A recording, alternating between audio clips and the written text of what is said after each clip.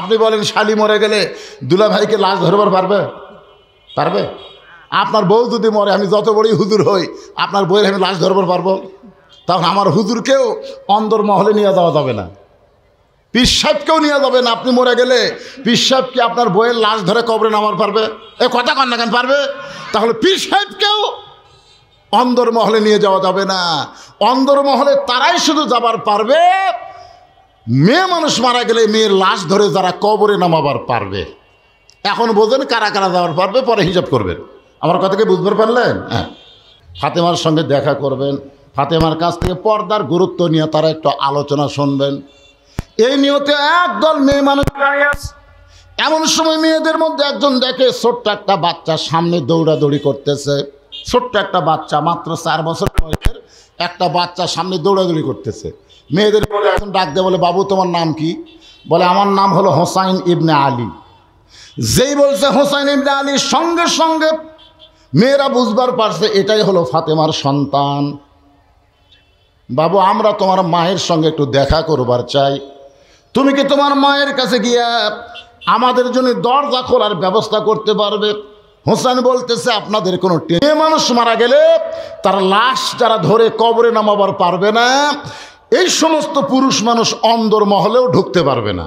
আপনার বলেন তো, আপনার এলাকার মেয়ে মানুষ যখন মারা যায়, পাইকারি হারে সবাইকে লাশ ধরবার পারে? তো যারা ধরবার পারবে না তারা ওই জায়গা যাওয়া পারবে না। আপনি বলেন শালি মরে গেলে দুলা ভাইকে লাশ ধরবার পারবে? পারবে? আপনার বউ যদি মরে, আমি যত বড়ই হুজুর হই, আপনার বউয়ের আমি লাশ ধরবার পারবো? তখন আমার হুজুরকেও অন্দর মহলে নিয়ে যাওয়া যাবে না, পীর সাহেবকেও নিয়ে যাবে না। আপনি মরে গেলে পীর সাহেব কি আপনার বউয়ের লাশ ধরে কবরে নামার পারবে? এ কথা কন না কেন পারবে? তাহলে পীর সাহেবকেও অন্দর মহলে নিয়ে যাওয়া যাবে না। অন্দর মহলে তারাই শুধু যাবার পারবে মেয়ে মানুষ মারা গেলে মেয়ের লাশ ধরে যারা কবরে নামাবার পারবে। এখন বোঝেন কারা কারা যাওয়ার পারবে, পরে হিসাব করবেন। আমার কথাকে বুঝতে পারলেন? হ্যাঁ। এখন হোসাইন এক ঘর বাদ দিয়ে মায়ের ঘরের দরজায়, যে ঘরটা বাদ দিয়ে মায়ের ঘরের দরজায় যায়, ওই ঘরের মধ্যে হযরত আলী আল্লাহর কোরআন তেলাওয়াত করতেছে। কিতায়াতুহু জাদাতুহুম ঈমানাও ওয়া আলা রাব্বিহিম ইয়াতাওয়াক্কালুন। সবাই বলেন আল্লাহু আকবার। এই যে বিশাল একটা আয়াত তেলাওয়াত করলাম, এর বাংলা অর্থ আপনারা জানলেন না। যদি জানতেন তাহলে আল্লাহু আকবার বলার জন্য বক্তাকে উৎসাহ দেওয়া লাগতো না। নিজের জবান থেকে যে আল্লাহু আকবার সব তাকবীর দেয়, আল্লাহ তাআলা তাকে আল্লাহর দলের মধ্যে কবুল করে নেয়। আপনি যতই সুবহানাল্লাহ কোন, আলহামদুলিল্লাহ কোন, যত তাসবিহ পড়েন, আল্লাহু আকবার যদি না বলেন, আপনি আল্লাহর দলে হতে পারবেন না। বাংলাদেশে বড় বড় দল আছে না নাই? আল্লাহু আকবার শুনবার পাচ্ছেন? বিশাল একটা আওয়ামী লীগের মিছিল চলতেছে, 20,000 মানুষ। ওরা মিছিলের মধ্যে ভুলেও কোনোদিন আল্লাহু আকবার কছে? এ কথা কন না কছে? যদি কোনো কর্মী আল্লাহু আকবার কয়, ওই আর কর্মী থাকবি কেন? আমাকে দলের মধ্যে আল্লাহু আকবার কলি গা। আল্লাহু আকবার সবাই করা পারে না। আল্লাহু আকবার কইলে শয়তান দায় ছাড়তে ছাড়তে পলায় যায়। শয়তান আর যারকে মধ্যে শয়তানে আছে, তারা সব পারলেও আল্লাহু আকবার বলতে পারে না। আপনাদের মধ্যে কি শয়তানে আছে? তারা জবান খুলে তাকবীর দিবেন তো, লিল্লাহি তাকবীর। যারা বললেন না, অসুবিধা নাই, না বললে আমার আল্লাহর কোনো ক্ষতি নাই। যারা বলেন নাই তাদের জন্য ক্ষতি হলো, মরার 7 দিন আগে আল্লাহ তাদের জবান বন্ধ করে দিবে। ও করতে করতে মরবি, আল্লাহ আল্লাহ বলার সুযোগ পাবি না। আর একবার চান্স দিলাম, জবান যদি থাকে, জনগণ বুঝুক যে বদরিশীত আসরের পরে একলা নাই, তার সামনে হাজার হাজার লোক আছে, এটা বুঝান লাগবে না? তকবীর দিয়েই বুঝান যায়। 60টা তকবীর, এই ছেলে রাই মাথার পাগড়ি বাঁধে কোন দিকে থাকো, বক্তা থেকে দেখা থাকবে, জোরে একটা সাউন্ড দাও, লিল্লাহি তাকবীর। এবার বোঝা গেল শয়তান আছে, বাতাস ছাড়তে ছাড়তে পলায় গেছে। মাশাআল্লাহ। একটু মনোযোগ দিয়ে শুনবেন। হযরত আলী আল্লাহর কোরআন তেলাওয়াত করতেছে, যখন কোনো মানুষ কোরআন তেলাওয়াত করে আল্লাহ বলেছেন এই কোরআনের এমন একটা পাওয়ার আছে যে পাওয়ার দিয়া আল্লাহ তার ইমানের জজবা বাড়ায়া দেয়। এ কোরআনের সঙ্গে যে সম্পর্ক রাখবে সে বিশ্বাস করবে আল্লাহ ছাড়া কারো করার কিছু ক্ষমতা। আমি যখন থামবো পরকার শব্দটা আপনারা বলবেন, আল্লাহ ছাড়া কারো কিছু করার ক্ষমতা। ওয়ালা রব্বিহিম ইয়াতাওয়াক্কালুন। আমার এলাকায় এ ভোটের আগে বুঝলেন এমন ধরপাকড় শুরু হয়ে গেল, মানুষ ঘর বাড়ি ছাড়া সব আলুর বাগুড়ির মধ্যে, বাঁশাড়ার মধ্যে। এক লোক আবার গোরস্থানের মধ্যে ওই আমার মাটি খুঁড়া কবর বানাচ্ছে, মানে পুলিশের ভয়ে। জোরে কান কার ভয়ে? বাড়ির থাকবারই দিচ্ছে না ভোটের আগে। এ কবরের মধ্যে খেয়ার খুল পাড়িয়া তার উপর কম্বল টম্বল দিয়ে উইয়া ভালো ল্যাপ নিয়ে শুয়া থাকে। আর কয় পুলিশ রে তুই যতই খোঁজ। আচ্ছা আপনার বলতো পুলিশকে গোরস্থানে যাবি? আরামসে শুয়া থাকে, বিড়ি খায়, আবার মনে মনে চিন্তা করে আমার ধরার কেউ নেই। তা আল্লাহ এখন আজরাইলকে বলেছে পুলিশের পোশাক পরে যা, তো কে আছে? তা আজরাইল আবার ইচ্ছা মতো আসে না, তো আল্লাহর ইচ্ছা মতো আসে। পুলিশের পোশাক পরেছে, বলতেছে কে ভাই? লাভ ধরে বলতেছে এই গোপন জায়গার খবর তো কে দিল রে? এখানে তো পুলিশ আসার কথা না। বলে ভাই আমি পুলিশ না রে, আমি আজরাইল। হায় হায় রে, বর্তমান এমন একটা সময় চলতেছে যে সময়ে পুলিশ ধরার ভয়ে আজরাইল যে ধরবে এটা আমার মনেই নেই। আজকে আপনাদের কি মনে হচ্ছে আজরাইল ধরবে কি ধরবে না? আজরাইল যদি ধরবেই বিশ্বাস থাকে তাহলে সূরা আসরের তাফসীরটা মনোযোগ দিয়ে শোনা লাগবে। হযরত আল্লাহর কোরআন তেলাওয়াত করতেছে এমন সময় হোসাইন কয় বছরের? 4 বছরের বাচ্চা মায়ের দরজায় গিয়ে দাঁড়াইছে। সঙ্গে সঙ্গে হযরত আলী কোরআন তেলাওয়াত বন্ধ করে দিছে। কোরআন তেলাওয়াত বন্ধ করে বলতেছে হোসাইন বাইরে খেলাধুলা বাদ দিয়া হঠাৎ তোমার মায়ের দরজায়, ব্যাপার কি? সুবহানাল্লাহ খান। তাহলে কি পড়তেছেন? সেই কোরআন তেলাওয়াত বাদ দিয়া ছেলেকে বলতেছেন বাইরে খেলাধুলা করতেছিল, খেলাধুলা বাদ দেয়া হঠাৎ মায়ের দরজায়। এখান থেকে প্রমাণ হলো আপনি যত ইবাদতকারী হন না কেন আপনার ছেলে মেয়েদের দিকে খেয়াল করার দরকার আছে না? না, আপনি যত বড়ই হাজি হন, আপনি ফজরের নামাজ সামনে কাতারে পড়েন, কিন্তু আসসালাতু খায়রুম মিনান নাম শোনার পরে আপনার 22 বছরের আইডিয়ার খবর কি? এই খবর না নিয়ে আপনি মসজিদে একলা আসলে আপনার নামাজ হবে না। আল্লাহ কোরআনে বলেছেন কু আনফুসাকুম ওয়া আহলিকুম নার, জাহান্নামের আগুন থেকে বাঁচতে চাইলে একলা বাঁচা চলবে না, আহাল পরিবার নিয়ে বাঁচা লাগবে। জোরে কোন কথা ঠিক কিনা? তাহলে আপনি বাবা হয়ে একলা একলা নামাজ পড়েন, আপনার লাতি নামাজ পড়ে না, আপনার দাদা হিসাবে কোনো গুরুত্ব নাই। কথা কন না কেন? আছে না নাই? কথা কন। 4 বছরের বাচ্চা দরজার দাঁড়াইছে আর কোরআন তেলাওয়াত বন্ধ করে দিয়া আর কোরআন তেলাওয়াত নাই। সন্তানের দিকে খেয়াল করছে। আপনার 17 বছরের মেয়েটা গোটা মঠ পুকুর ঘুরে বেড়ায়, বাবা হিসেবে আপনার খেয়াল করার দরকার আছে না নাই? এজরকন আছে না নাই? আপনার মেয়েটা গোটা পাড়ায় ঘুরতেছে, পাড়ার যুবকেরা আপনার মেয়ের কারণে নষ্ট হয়ে যাচ্ছে। আপনি বাবা যতদিন আপনার মেয়েকে বিয়ে না দিবেন ততদিন আপনার মেয়ের প্রতি আপনার খেয়াল রাখতে হবে। সরকার আইন করেছে 18 বছরের আগে বিয়ে দেওয়া যাবে না।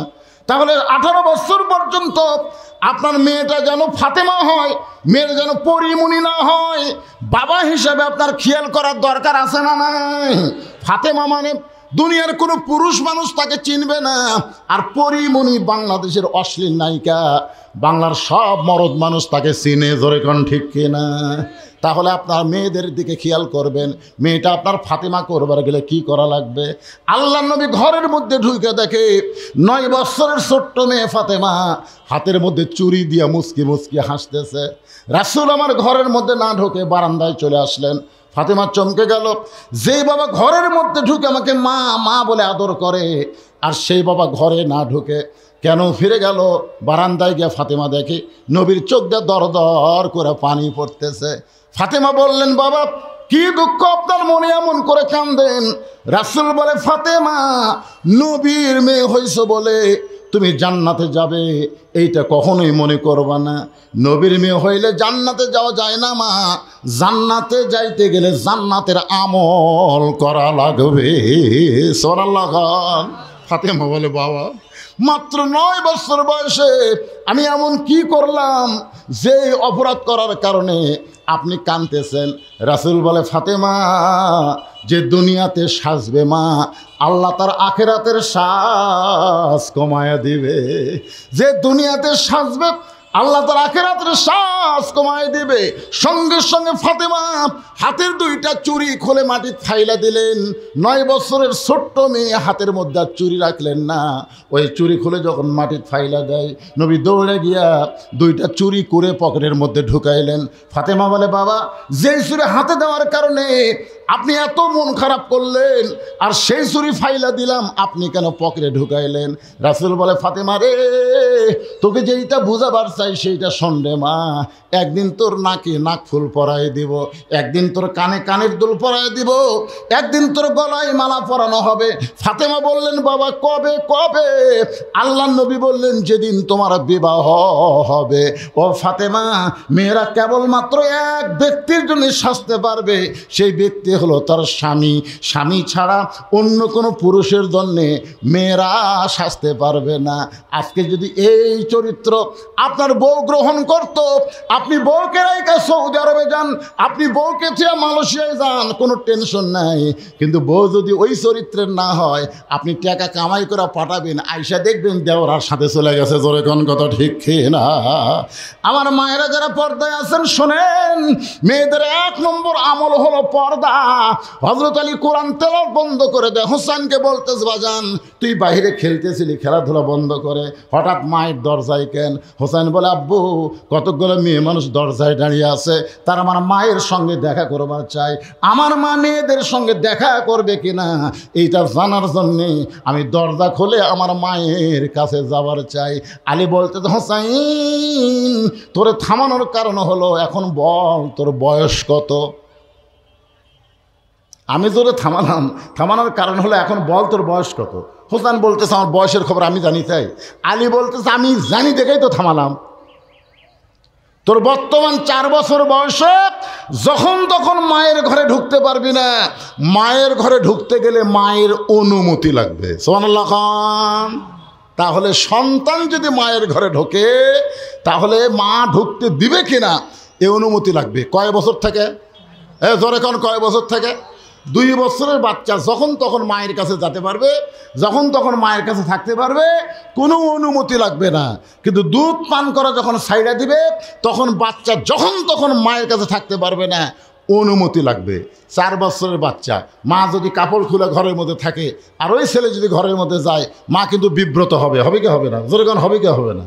তাহলে ছেলে যখন বড় হবে, ইচ্ছা মতো মায়ের ঘরে ঢুকতে পারবে না। আবার মেয়ে যদি বড় হয়, আমাকে আল্লাহ 3টা মেয়ে দান করেছে, আমার তো কোনো ছেলে নাই। কথাটা মনোযোগ দিয়ে শোনেন। মাগরিবের ঘড়ি আমার কাছে আছে তো, আপনাকে অজু নাই তো? অজু তো করাই মাহফিল বসবে। মাহফিল একটা ইবাদত, এখানে বসা মানে সওয়াব। এটার নাম হলো জান্নাতুল বাগান। তো যাদের অজু নাই তারা অজু করে চলে আসবেন, মানে বেশি সময় দেওয়া যাবে না। মসজিদে জামাত হবে, এখানেও বিশাল জামাতে আমরা নামাজ আদায় করবো কে রে ইনশাল্লাহ। সবাই কর না কেন? অজু নাই নাকি? নামাজের কথা বললে তারা উঠে যাবে। হ্যাঁ, কারণ আমরা বর্তমান বাংলাদেশে ওয়াজে মানুষ পাই, কিন্তু নামাজে মানুষ নাই। আজকে দেখা যাবে কি হয়। একটা পরীক্ষিত মাহফিল। সুবহানাল্লাহ। এইরকম করে ওয়াজ হয়েছে যে বক্তা মাগরিবের আগে আর মাগরিবের পরে করে, মাঝখানতে একটা পরীক্ষা হবে। লিয়াবলুয়াকুম আইয়ুকুম আহসানু আমালা। আল্লাহ বলেছেন তোমাদেরকে সুন্দর আমলের পরীক্ষা হবে। আজকের সবচাইতে সুন্দর আমল হলো জামাতের সঙ্গে মাগরিবের নামাজ আদায় করা। জোরে কোন কথা ঠিক? কারা কারা রাজি? 2 হাত তুলে আল্লাহর দেখান তো দেখি। লিল্লাহি তাকবীর, হাত নামান। মাশাআল্লাহ ভাই রে, বিশাল জামাত হবে। বুদ্ধি না, যেভাবে বসে আছে কাতার করবার গেলে তো আবার মাঝখানে ফাঁক ফুঁক করা লাগবে। যাই হোক, অসুবিধা নাই, ইনশাল্লাহ জায়গা হবে। যাদের অজু নাই, এই ফাঁকে আপনার অজু করতে পারেন। আর যদি অজু থাকে, আপনি ডিস্টার্ব করেন না, মাহফিলের সৌন্দর্য নষ্ট করবেন না। হ্যাঁ, কি হাসতেছেন কে? তো উঠপে কি? অজু না থাকলে বসে থাকবে, নামাজ যেটি হই পাগলা। উঠপে লাগে তো অজু ছাড়া নামাজ পড়লে হবে? এতগুলো লোকের অজু ছাড়া বসে আছো রে, কি বিপদ রে। হ্যাঁ, এই ফাঁকা জায়গাটা পুরো করে আসেন, জিকির করেন আর সামনে আসেন। লা ইলাহা ইল্লাল্লাহ, লা ইলাহা ইল্লাল্লাহ, লা ইলাহা। আমার মায়েরা যারা বসে আছেন, খবরদার আপনার নামাজের সময় মঞ্চ থেকে বের হবেন না, ওই প্যান্ডেলের মধ্যে আপনার নামাজ আদায় করবেন। মা, নামাজের পরে আবার আলোচনা পুরো দমে শুরু হয়ে যাবে। পুরুষের জন্য 1 নম্বর হলো নামাজ। ধরে কারণ 1 নম্বর কি? মান তারাকা সালাত মুতাম্মিদান ফাকাত কাফারা। ইচ্ছা করে শোনেন, মনোযোগ দিয়ে, 1 ওয়াক্ত নামাজ যারা বাদ দিবে অবশ্যই তারা কাফের হয়ে যাবে। মুত্তাফাকুন আলাই, বুখারী এবং মুসলিম শরীফের মধ্যে আছে, ইচ্ছা করে 1টা ওয়াক্ত নামাজ বাদ দেওয়া যাবে, এজরে কান যাবে। তারপরে অনেক মানুষ নামাজ পড়বে না, না পড়লে আল্লাহর কোনো ঠেকা নাই। যারা নামাজ না পড়বে তাদেরই ঠেকা ভাই। আজকে বুঝবার পারতেছেন, একদিন ঠিকই বুঝবেন। এখন যে কথা বলতেছিলাম শোনেন। তাহলে মেয়ে যদি বড় হয়ে যায়, মেয়ের ঘরে যদি বাবা ঢুকতে চায়, আপনারা বলেন তো অনুমতির দরকার আছে না নাই? আমার 3টা মেয়েকে আমি কোনো দোলনা বানাই দিইনি। দোলনা, আমার বাড়িতে কোনো দোলনা নাই। আমার বউ বলতো দোলনা থাকলে আমি, আমার বুকই দোলনা। আমি 3টা মেয়েকে 3 বছর করে করে আমার বুকের ওপর ঘুম পাড়াইছি। এত আদর করার কারণ হলো মেয়েরা যেন বলবার না পারে আব্বার ছেলে নাই দেখে আব্বার মন খারাপ, এটা যেন বলবার না পারে। এর জন্যে আমার মেয়েগুলোকে এত আদর করে করে আমি বড় করেছি। কিন্তু এখন আমার মেয়েরা বড় হয়ে গেল, বড় হওয়ার পরে আর কোনো দিন তারা আমার কাছে আসে না। যা লাগে ওর মাকে বলে, মা আব্বুকে বলো আমাকে এটা লাগবে সেটা লাগবে। আমি একদিন রাগ করে কইলাম, এত আদর করে তোদেরকে লালন পালন করলাম, আর বাবার কাছে আসতে তোদের কি হয়? 3টা মেয়ে আমার ঘরের মধ্যে ঢুকলো, আমি তাকায় দিকে, কেউ বাবার মুখের দিকে তাকায় নাই, সবাই মাটির দিকে তাকায় আস। আমার 3টা মেয়ে মাটির দিকে তাকায় আছে, আমার চোখটা দর দর করে পানি পড়তেছে। আল্লাহ, এই মেয়েগুলোকে আমি বুকের উপরে লালন পালন করলাম, আর সেই মেয়েরা বড় হয়ে গেল। আমার মন চাইলো আমি আর তাকে আদর করতে পারবো না। আসরের জোহরের নামাজের পরে আল্লাহ নবী ফাতেমার ঘরের দরজায়, ফাতেমা রে একটু দরজা খুলে দে, আমি বাবা হইয়া তোর মুখটা দেখে একটু শান্তি পাবার চাই। ফাতেমা দরজায় কান্দের, বলে বাবা মেহেরবানি করে এখনকার মতো আপনি ফেরত যান। এমন একটা কাপড় আমার পরনে আছে বাবা, যে কাপড় পরা অবস্থায় আপনার জন্য দরজা খুলতে আমি শরম পাই। নবী চলে গেলেন। আসর নামাজের পরে আবার নবী ফাতেমার দরজায় বললেন, ফাতেমা রে একটু দরজা খুলে দে মা, আজকে সারাদিন হলে তোর মুখটা আমি দেখি নাই। ফাতেমা বলে, বাবা এখন যদি দরজা খুলে দেই, এমন অবস্থায় আপনি আমাকে দেখবেন, এমন একটা কাপড় আমার পরনে, যেই কাপড় পরা অবস্থায় হাসান হোসেনের জন্য দরজা খোলা যাবে না, আমার বাবার জন্যও দরজা খোলা যাবে না। ওপর দিকে টানলে নিচের দিকে বের হয়, নিচের দিকে যদি কাপড় দিই তাহলে ওপর দিকে বের হয়ে যায়। সঙ্গে সঙ্গে আল্লাহর নবী বললেন, ফাতেমা জানলা খোল, জানলা খোল, দরজা খোলা লাগবে না। এক টানে গায়ের চাদর খুলে রাসূল ফাতেমার জন্য জানলায় ধরলেন। ওই চাদর ফাতেমা নিয়ে পরে যখন নবীর জন্য দরজা খুলে দেয়, নবী তাকায় দেখে ফাতেমার চোখের নিচে সুরমা দেওয়ার মতন কালিমা পড়েছে। আল্লাহ রাসূল বলে, ফাতেমা এত সুন্দর তোকে লাগতেছে, সকালবেলায় কি তুই সুরমা দিছিস মা? এখন পর্যন্ত তোর চোখে আমি সুরমা দেখতে পাই। ফাতেমা কান্দের, বলে বাবা আমি চোখে কোনো সুরমা দিইনি বাবা, না থেকে থাকার কারণে, না খেয়ে থাকার কারণে আমার চোখের নিচে কালিমা পড়ে গেছে। সঙ্গে সঙ্গে রাসূল ফাতেমার ডান হাতটা ধরে বললেন, ফাতেমা 33 বার সুবহানাল্লাহ, 33 বার আলহামদুলিল্লাহ, 34 বার আল্লাহু আকবার আমল কর। দুনিয়ার কষ্ট কষ্ট মনে করিস না মা, আল্লাহ আখেরাত তোর জন্য সুন্দর করে সাজায়া দিবে। ধরে কর না সুবহানাল্লাহ। তোমার 4 বছর বয়স, এই বয়সে তুমি তোমার মায়ের ঘরে ইচ্ছা মতো ঢুকতে পারবে না, বরং হোসাইন তুমি আমার কাছে আসো। তাহলে হোসাইনকে কাছে ডাকলেন। কাছে ডাকার পরে বলতেছেন, আমার দিকে খেয়াল করেন, তাহলে কোরআন শরীফ বলতেছেন ধর, যেই বলছে ধর, হোসেন বলতেছে দেন। সঙ্গে সঙ্গে আলী কয় আলহামদুলিল্লাহ। জোরে কন আলহামদুলিল্লাহ। ছোট বাচ্চাকে, মাত্র 4 বছরের বাচ্চাকে তার বাপ বলতেছে ধর। কি ধর? আকডম বাগডম, ঘোড়াডম সাজে, ঢাক ঢোলক ঝাঁঝর বাজে। আপনারা বলেন তো এই কোরআন ধরবার গেলে 1 নম্বর যোগ্যতা কি? 1 নম্বর যোগ্যতা জানেন না আপনারা? এই কোরআন ধরবার গেলেই 1 নম্বর যোগ্যতা হলো লা ইয়ামাসসুহু ইল্লাল মুতাহহারুন। ততক্ষণ পর্যন্ত তুমি কোরআন শরীফ ধরবার পারবা না, স্পর্শ করতে পারবা না যখন তুমি পবিত্র না হবা। তাহলে আপনার মাসুম বাচ্চাকে পবিত্র হওয়ার জন্যে প্রাইমারি শিক্ষা দেওয়ার আগে এই মাদ্রাসার শিক্ষা দেওয়ার দরকার আছে না নাই? আর কথা কয় না। বাঙালি কি সব জায়গাত কথা কয়?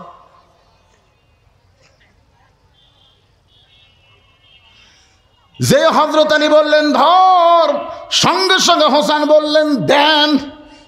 হযরত আলী মুস্কি মুস্কি হাসতেছে, কারণ আল্লাহর নবী বলেছেন, আল্লাহর নবী বলেছেন।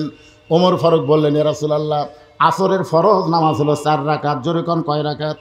প্রথম রাকাতের প্রথম সেজদায় 3 বার সুবহান রাব্বিল আলা বললাম, দ্বিতীয় সেজদায় 100 বার সুবহান রাব্বিল আলা বলি, তাও আপনি সেজদা থেকে মাথা তোলেন না। দ্বিতীয় রাকাত ঠিকই থাকলো, তৃতীয় রাকাত ঠিকই, চতুর্থ রাকাত ঠিক, কিন্তু প্রথম রাকাতে দ্বিতীয় সেজদা এত লম্বা দিলেন কেন? আল্লাহ রাসূল বলল, ওমর, প্রথম রাকাতে দ্বিতীয় সেজদায় 3 বার সুবহানাল্লাহ আলা বলার পরে আমি সেজদা থেকে মাথা উঠাবার চাওয়ার সময়ই দুইজন পবিত্র আমার পিঠের উপর চড়ে বসলো। ওরা আমার পিঠে থাকার কারণে আমি সেজদা থেকে মাথা তুলতে পারলাম না। আমি একবার ওদেরকে পিঠ থেকে নামাবারও চাইছিলাম, কিন্তু নামাজের মালিক আল্লাহ বললেন, হুজুর